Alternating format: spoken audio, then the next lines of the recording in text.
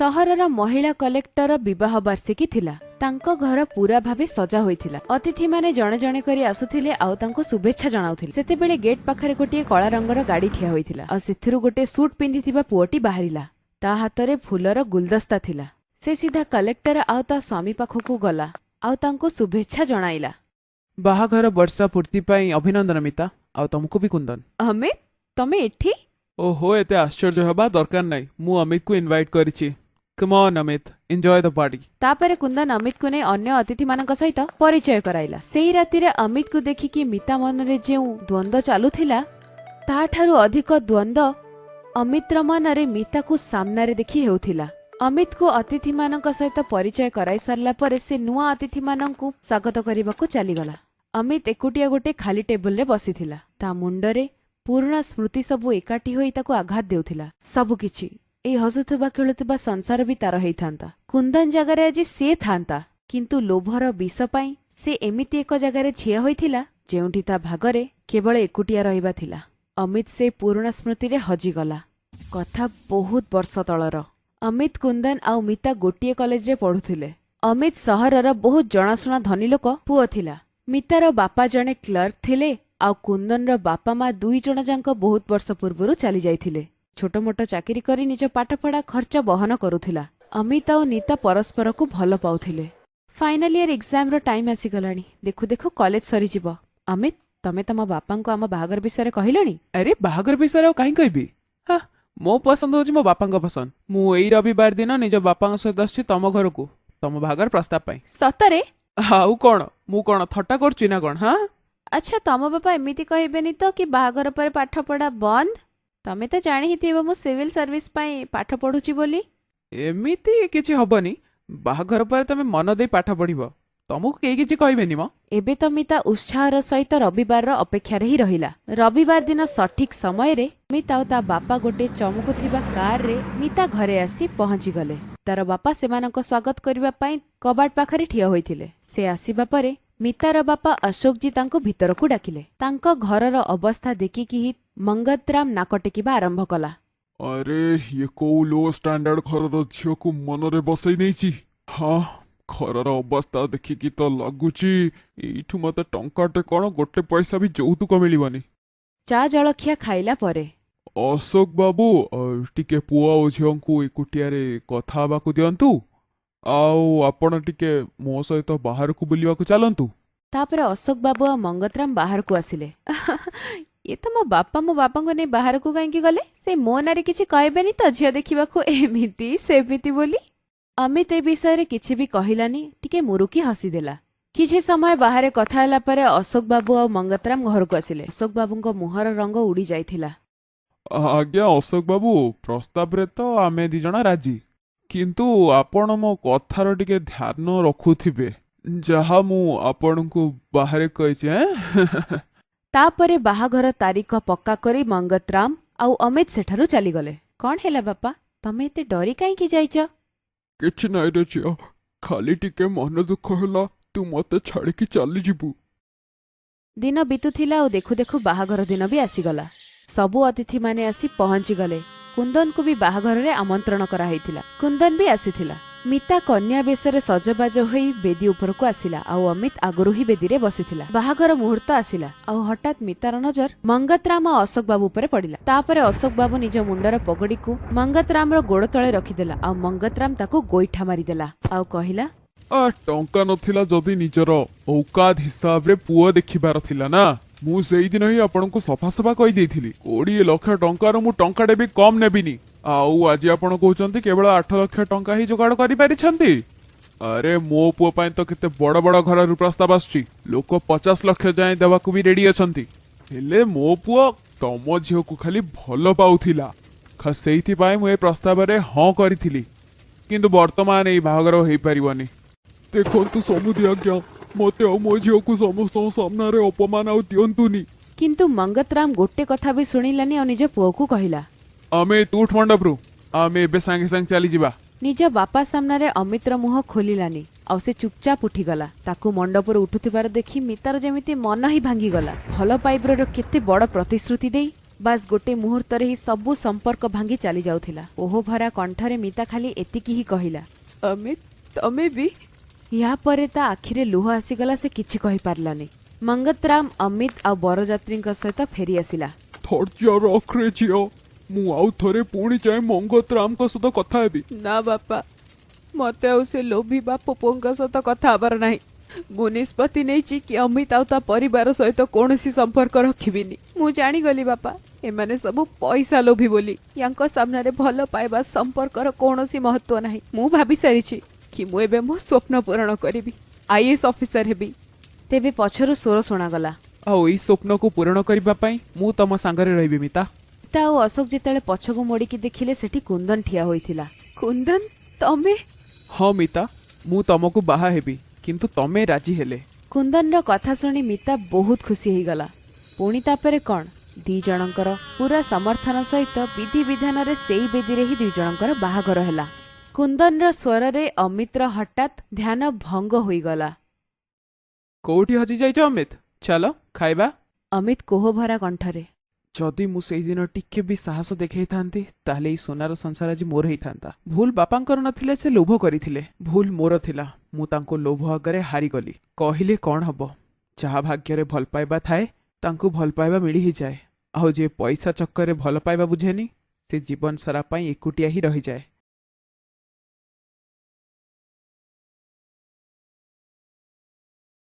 ଶିଳ୍ପା ଆଉ ରୁହି ଦି ଜଣ ଗୋଟିଏ ସ୍କୁଲରେ ପଢୁଥିଲେ। ଶିଳ୍ପା ଜଣେ ଧନୀ ଲୋକର ଝିଅ ଥିଲା। ଟଙ୍କା ପଇସା ଉପରେ ଗର୍ବ କରିବା, ଟଙ୍କା ନଥିବା ଲୋକଙ୍କୁ ତୁଚ୍ଛ ମାନିବା ତାର ଅଭ୍ୟାସ ଥିଲା। ସେ ଧନୀ ଲୋକର ଝିଅ ହେଇଥିବାରୁ ସେ ସମସ୍ତଙ୍କୁ ଦେଖେଇ ହେଉଥିଲା। ଛୁଆମାନଙ୍କୁ ଶିଳ୍ପାର ସ୍ୱଭାବ ବିଷୟରେ ଜଣାଥିଲା, ସେଥିପାଇଁ ସେମାନେ ଶିଳ୍ପା ପଛରେ ତା ବିଷୟରେ ଖରାପ କହୁଥିଲେ, ଆଉ ତା ସାମ୍ନାରେ ମିଛରେ ସବୁ ଭଲ କଥା କହୁଥିଲେ। ରୁହି ଗୋଟିଏ ଗରିବ ଘରର ଝିଅ। ତା ବାପା ଦିନ ମଜୁରିଆ କାମ କରୁଥିଲେ, କିନ୍ତୁ ରୁହିର ମା ବାପା ଚାହୁଁଥିଲେ ରୁହି ପାଠଶାଠ ପଢି ବହୁତ ବଡ଼ ମଣିଷ ହେଉ। ସେଥିପାଇଁ ତା ବାପା ବହୁତ ପରିଶ୍ରମ କରୁଥିଲେ। ରୁହି ଏଇ ବିଷୟରେ ସଫା ସଫା ଜାଣିଥିଲା ଯେ ସେ ଜଣେ ଗରିବ ଘରର ଝିଅ, ଆଉ ତା ମା ବାପାର କେବଳ ଗୋଟିଏ ହିଁ ସ୍ୱପ୍ନ ଯେ ସେ ପାଠ ପଢୁ। ସେଥିପାଇଁ ସେ ବହୁତ ପରିଶ୍ରମ କରି ପାଠ ପଢୁଥିଲା। ରୁହି ପାଠପଢ଼ାରେ ଭଲ ଥିଲା। ତା ସାଥିରେ ଆୟୋଜିତ ହୋଇଥିବା ସବୁ ପ୍ରତିଯୋଗିତାରେ ସେ ଭାଗ ମଧ୍ୟ ନେଉଥିଲା। ଗୋଟିଏ ଦିନ ସ୍କୁଲରେ ଡ୍ରଇଂ ପ୍ରତିଯୋଗିତାରେ ଶିଳ୍ପା ଜାଗାରେ ରୁହି ଫାଷ୍ଟ ହେଇଗଲା। ଏହି କଥା ନେଇ ଶିଳ୍ପା ରୁହିଠୁ ବହୁତ ଇର୍ଷା କରିବାକୁ ଲାଗିଲା। ରୁହି କ୍ଲାସରୁମ୍ରେ ଭଲ ମାର୍କ ରଖିକି ଶିଳ୍ପାକୁ ପଛରେ ପକାଇଦେଲା, ଆଉ ଏଇଥର ଡ୍ରଇଂ ପ୍ରତିଯୋଗିତାରେ ବି ରୁହି ଫାଷ୍ଟ ହେଇ ଶିଳ୍ପାକୁ ପୁଣି ପଛରେ ପକାଇ ଦେଇଥିଲା। ଗୋଟିଏ ଦିନ ରୁହିର ବାପା କାମ କରୁ କରୁ ତାଙ୍କର ଦୁର୍ଘଟଣା ହେଇଗଲା। ତାଙ୍କର ଖଣ୍ଡିଆ ଖାବରା ହେଇଗଲା। ଅଧିକ ଖଣ୍ଡିଆ ଖାବରା ହେଇଯାଇଥିଲା ବୋଲି ଡାକ୍ତର ତାଙ୍କୁ ଘରେ ବିଶ୍ରାମ ନେବାକୁ କହିଲେ। ରୁହିର ବାପାଙ୍କର ଏଇ ଅବସ୍ଥା ଦେଖି ରୁହିର ମା ବହୁତ ବ୍ୟସ୍ତ ହୋଇପଡ଼ିଲା। ଘରର କାମ, ରୁହିର ପାଠପଢ଼ା ସବୁ କେମିତି ହବ, ସେ ଏହା ହିଁ ଭାବୁଥିଲା। ସେତେବେଳେ ତା ପଡ଼ିଶା ଘରେ ଥିବା ମୀନା ଆସିଗଲା। ସେ ରୁହିର ମାକୁ କହିଲା, ଆରେ ପାର୍ବତୀ, କୋଉଠି ଅଛୁ? ମୁଁ ଶୁଣିଥିଲି ତୋ ସ୍ୱାମୀର କୁଆଡ଼େ ଆକ୍ସିଡେଣ୍ଟ ହେଇଯାଇଛି, ବହୁତ ଖଣ୍ଡିଆ ଖାବରା ହେଇଛି। ହଁ ମୀନା ଭଉଣୀ, ଜଣା ନାହିଁ କୋଉ ଗ୍ରହ ଆସି ଆମକୁ ଧଇଲା ଯେ ତାଙ୍କର ଏତେ ଖଣ୍ଡିଆ ଖାବରା ହେଇଛି। କାମ କରୁଥିଲେ ହଠାତ୍ ତାଙ୍କୁ ଟିକେ ହାଲିଆ ଲାଗି ମୁଣ୍ଡ ବୁଲେଇଲା, ତାପରେ ତ ସେ ଗଳି ପଡ଼ି ଖଣ୍ଡିଆ ଖାବରା। ଡକ୍ଟର ବିଶ୍ରାମ ନେବାକୁ କହିଛି। ଏବେ ସେ କିଛି ଦିନ ଯାଏ କାମକୁ ଯାଇପାରିବେନି। ଏବେ ଘର କେମିତି ଚାଲିବ? ରୁହିର ପାଠପଢ଼ା, ଘର ଖର୍ଚ୍ଚ ଏସବୁ ମୁଁ କେମିତି ବହନ କରିବି ଜାଣିପାରୁନି। ଗୋଟିଏ କାମ କର ପାର୍ବତୀ, ମୁଁ ଯୋଉ ଘରେ କାମ କରେ ତାଙ୍କ ଭଉଣୀ ଘରେ କାମ କରିବାକୁ ଖୋଜୁଛନ୍ତି, କିନ୍ତୁ ମୋ ପାଖରେ ତ 3-4ଟା ଘର ଆଗରୁ ଅଛି, ତ ମୋ ପାଖରେ ସମୟ ନାହିଁ। ଗୋଟେ କାମ କର, ତୁ ସେଇ ଘରେ କାମ କରିନେ। ମୁଁ କଥା ହେଇଯିବି, କାଲିଠୁ ହିଁ ତୁ କାମକୁ ଚାଲିଯିବୁ। କମରୁ କମ୍ ଘରକୁ କିଛି ତ ପଇସା ଆସିଯିବ। ଠିକ୍ ଅଛି ମୀନା ଭଉଣୀ, ତମେ କଥା ହେଇଯାଅ, ମୁଁ କାଲିଠୁ ହିଁ କାମକୁ ଚାଲିଯିବି। ମୀନା କଥା ହେଇଗଲା, ଆଉ ତା ପରଦିନ ପାର୍ବତୀ କାମ ପାଇଁ ଯିବାକୁ ହଁ କରିଦେଲା। ତା ପରଦିନ ପାର୍ବତୀ ମୀନା କହିଯାଇଥିବା ଘରେ କାମ କରିବାକୁ ଗଲା। ଆଜ୍ଞା, ମତେ ମୀନା ଭଉଣୀ ପଠେଇଛନ୍ତି। ଆଚ୍ଛା ଆଚ୍ଛା, ଭିତରକୁ ଆସିଯାଅ। ଏଇ ଦେଖ ଝାଡ଼ୁ, ସେଇଟା ନେଇ ସାମ୍ନା ଘରେ ମାରିଦେଇ ଆସ। ଆଉ ଚାଦର ସବୁ ଝାଡ଼ିକି ପକେଇଦବ। ସେଇଟା ମୋ ଝିଅର ରୁମ୍, ସ୍କୁଲରୁ ଆସୁ ଆସୁ ହିଁ ସବୁ ଜିନିଷ ଖୋଜିବାକୁ ଲାଗିବ। ପାର୍ବତୀ ସଫାସୁତୁରା କାମ କରୁଥିଲା। ଧୀରେ ଧୀରେ ଦିନ ବିତିବାକୁ ଲାଗିଲା। ଦିନେ ସକାଳେ, ମା ଆଜି ତମେ ଉଠିଲନି? ତମେ ତ ମୋ ସ୍କୁଲ ଯାଉ ଯାଉ ହିଁ କାମକୁ ବାହାରି ଯାଅ। ଆରେ, ତମକୁ ତ ବହୁତ ଜୋରେ ଜ୍ୱର। ହଁ ରୁହି, ଦେହ ଟିକେ ଭଲ ଲାଗୁନି। ସରି ପୀଡ଼ା ହେଇଯାଇଛି ତ, ସେଇଥିପାଇଁ ଟିକେ ଜ୍ୱର ହେଇଛି। ତ ମୁଁ ଆଜି ତମ ଜାଗାରେ କାମକୁ ଯାଉଛି। ଆଜି ତ ଏମିତିରେ ବି ରବିବାର। ମୋର କିଛି କାମ ନାହିଁ, ତେଣୁ ମୁଁ ଜଲ୍ଦି କାମ ଯାଇ ଫେରି ଆସିବି। ରୁହି ନିଜ ମାର ଦେହ ଖରାପ ଦେଖି ନିଜେ ହିଁ କାମକୁ ଚାଲିଗଲା। ସିଏ ଯାଇକି ସବିତାକୁ ମାର ଦେହ ଖରାପ ବିଷୟରେ କହିଲା। ସବିତା ରୁହିକୁ କାମ ବୁଝେଇଦେଲା। ରୁହି ଝାଡୁ ମାରୁଥିଲା। ରୁହି ଯେମିତି ହିଁ ରୁମରେ ଝାଡୁ ମାରିବାକୁ ଲାଗିଲା, ଆଇନା ସାମ୍ନାରେ ଠିଆ ହୋଇଥିବା ଗୋଟେ ଝିଅକୁ ଦେଖି ସେ ଚମକି ପଡ଼ିଲା। ଶିଲ୍ପା, ରୁହି ତୁ କେମିତି ମୋ ଘରେ? ଝିଅ ସେଇ ଯୋଉ ନୂଆ ଆଣ୍ଟି ଆସନ୍ତି କାମ କରିବାକୁ, ତାଙ୍କ ଝିଅ। ତାର ମା ଦେହ ଭଲ ନାହିଁ ତ, ସେଇଥିପାଇଁ ସେ କାମ କରିବାକୁ ଆସିଛି। ଆଚ୍ଛା, କାମ କରୁଥିବା ଆଣ୍ଟିଙ୍କ ଝିଅ ଇଏ। ଏମିତିରେ ବି ସିଏ ମୋ କ୍ଲାସରେ ପଢ଼େ। ମୁଁ ୟାକୁ ଜାଣିଛି। ମମି, ଯୋଉ ଗରିବ ଲୋକଙ୍କର ପଇସା ଛାଡ଼ କରି କିଛି ଛୁଆଙ୍କୁ ପାଠ ପଢ଼ାଯାଏ, ସେଇଥିପାଇଁ ଇଏ ମୋ ସ୍କୁଲରେ ଅଛି। ମୁଁ ମୋ ରୁମ୍ ତା ହାତରେ ସଫା କରେଇ ଦଉଛି। ରୁହି, ତୁ ଗୋଟେ କାମ କର, ମୋ ଖଟ ପାଖରେ ଆଗେ ଝାଡୁ ମାର। ଦେଖ କେତେ ମାଟି ଏଠି, ଆଉ ମୋ ଚପଲ ସେଠି ରଖାହେଇଛି, ତାକୁ ଆଣି ମୋ ସାମ୍ନାରେ ଥୋଇଦେ। ରୁହି ଶିଳ୍ପାର ବ୍ୟବହାରରେ ବହୁତ ମନ ଦୁଃଖ କଲା, ହେଲେ ରୁହି ମଜବୁର ଥିଲା, ତ ସେ କିଛି କହିଲାନି। ସେ ମନେ ମନେ କାନ୍ଦିବାକୁ ଲାଗିଲା। ଶିଲ୍ପା, ପହରଦିନ ତମ ଜନ୍ମଦିନ ନା? ପହରଦିନ ତମ ଜନ୍ମଦିନ ପାଇଁ ସବୁ ପାର୍ଟି ବ୍ୟବସ୍ଥା ହେଇସାରିଲାଣି। ଗୋଟେ କାମ କର, ଆଜି ସଣ୍ଡେ, ସେଥିପାଇଁ ସପିଂରେ ଚାଲ। ତମକୁ ନୂଆ କପଡ଼ା ଆଉ ନୂଆ ଗିଫ୍ଟ ବି ମିଳିଯିବ। ଓକେ ମମି, ମୁଁ ଏବେ ରେଡି ହେଇଯାଉଛି। ଆଚ୍ଛା ରୁହି, ତୁ ତୋ ଜନ୍ମଦିନ ପାଳୁନଥିବୁ? ହଁ, ତମ ପାଖରେ ତ ଜନ୍ମଦିନ ପାଳନ କରିବାକୁ ବି ଟଙ୍କା ନଥିବ ନା? 10 ଟଙ୍କା 20 ଟଙ୍କା ତ ମିଳି ହିଁ ଯାଉଥିବ ଜନ୍ମଦିନ ଉପହାରରେ। ରୁହି ଏବେ ବି ଚୁପଚାପ ରହୁଥିଲା, କାହିଁକି ନା ସେ ଚାହୁଁନଥିଲା କି ତା ମାର ଚାକିରି ଯାଉ। ତାକୁ ଜଣାଥିଲା କି ଘରକୁ ଚଳେଇବା ପାଇଁ ତା ମା ପରିଶ୍ରମ କରୁଥିଲା। ସେ ଚୁପଚାପ ଘରକୁ ଫେରି ଆସିଲା। ତା ପରଦିନ ଶିଳ୍ପା ଜନ୍ମଦିନକୁ ନେଇ ବହୁତ ଖୁସି ହେଇଗଲା। ସେ ଲଞ୍ଚ ବ୍ରେକ୍ରେ ତା ପରଦିନ ନିଜ ସାଙ୍ଗମାନଙ୍କୁ ଭୋଜି ପାଇଁ ଆମନ୍ତ୍ରଣ କଲା। ଶିଳ୍ପା ରୁହିକୁ ଦେଖିକି ନିଜ ସାଙ୍ଗମାନଙ୍କୁ କହିଲା, ତମମାନଙ୍କୁ ଜଣାଅଛି, ରୁହିକୁ ତ ମୋ ଜନ୍ମଦିନରେ ଡାକିବାର ଦରକାର ହିଁ ନାହିଁ। ସେ ନିଜେ ହିଁ ତା ମା ସହିତ ଚାଲି ଆସିବ, କାହିଁକି ନା ଇଏ ଆମ ଘରେ ଚାକରାଣୀର ଝିଅ। ଆଚ୍ଛା ରୁହି, କାଲି ସନ୍ଧ୍ୟାବେଳେ ତୁ ଟାଇମରେ ପହଞ୍ଚିବୁ। ମୋର ସବୁ ସାଙ୍ଗ ଆସିବେ, ସେଥିପାଇଁ ତୁ ତାଙ୍କୁ କେକ୍ ସର୍ଭ କରିଦେବୁ। ଆଚ୍ଛା ଶୁଣ ସମସ୍ତେ, ମୁଁ କାଲି ମିସ୍ ଆହାନାକୁ ଗୋଟେ ଦିନର ଛୁଟି ମାଗିବାକୁ ଯାଉଛି। ତମେ ସବୁ ମୋ ସହିତ କ୍ଲାସରେ ଦେଖାହବ। ଇଏ ଶିଲ୍ପା ଏତେ ଆଟିଟ୍ୟୁଡରେ କାହିଁକି ରୁହେ? ଯେମିତିକି ସିଏ ହିଁ ଏକୁଟିଆ ସ୍ମାର୍ଟ। ଆମେମାନେ ତ ପାଗଳ, ୟା ଆଗ ପଛରେ ଯେମିତି ବୁଲୁଛୁ ଆଉ। ଆଇଲା କୋଉଠୁ ଜନ୍ମଦିନ ପାଳିବା ପାଇଁକି। ଏ ଶିଲ୍ପା ତ ବହୁତ ଏକ୍ସଟ୍ରା ଉଡୁଛି, ୟାକୁ ତ ପାନେ ଦେବାକୁ ପଡ଼ିବ। ରୁହି, କଣ କହୁଛୁ, ଆଜି ତାକୁ ସିଧା କରିଦବା? ଖରାପ କଥା କହିବା ବନ୍ଦ କର। ସେ ଯେମିତି ବି ହଉ, ସେ ତମମାନଙ୍କୁ ବହୁତ ଭଲ ସାଙ୍ଗ ଭାବେ, ଆଉ ତମେ ତା ପିଠି ପଛରେ ଏମିତି ତା ବିଷୟରେ କହୁଛ? ଲାଜ ଲାଗିବା କଥା ତମ ଦି ଜଣଙ୍କୁ। ରୁହ। ରୁହି ଶିଲ୍ପାର ପାଖକୁ ଗଲା ଆଉ ତାକୁ ବୁଝେଇଲା। ଶିଲ୍ପା, ତୋ ସାଙ୍ଗମାନେ ତୋ ପଛରେ ତୋ ବିଷୟରେ ଖରାପ କୁହନ୍ତି, ତାଙ୍କଠୁ ସାବଧାନ ହେଇ ରହିବ। ଏମିତିରେ ବି କାଲି ତୋ ଜନ୍ମଦିନ, କିଛି ତୋ ସହିତ ଖରାପ ଯେମିତି ନ ହଉ।